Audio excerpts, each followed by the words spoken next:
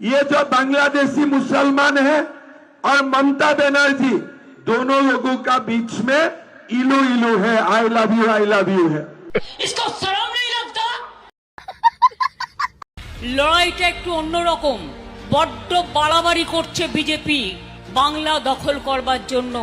এক তো এসআইআর এর নাম কেটেছে লক্ষ লক্ষ মানুষের, তারপর সবাইকে লাইনে দাঁড় করিয়েছে, আমাদের বাংলার সব টাকা বন্ধ করে রেখে দিয়েছে। बस हवा निकल गई। आप आइए, मैं मना नहीं करूंगा, लेकिन मुझे वोट दीजिए। ममता जी वोट के लिए ये देश को बिक्री कर दिए हैं। अभी मेरे को समझ में आया कि ये फोन साला मेरा खून क्यों इतना चूसा है।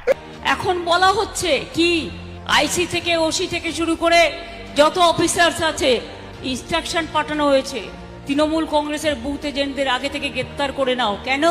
তারা যাতে বুথ কেন্দ্রে বসতে না পারে।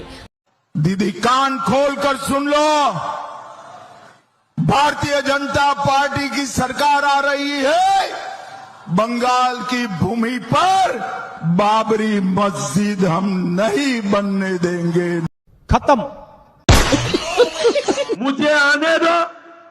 ममता जी बोलते हैं तुम लोग आ जाओ, लेकिन एक ही कंडीशन में टीएमसी को वोट देना पड़ेगा।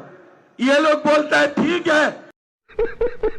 आम आदमी के दूध, छाछ, लस्सी, दही, पनीर पर 5% की जीएसटी, क्रीम, कंडेंस्ड मिल्क, मक्खन, घी पर 12% की जीएसटी और अमीरों के हीरो पर सिर्फ 1.5% की जीएसटी।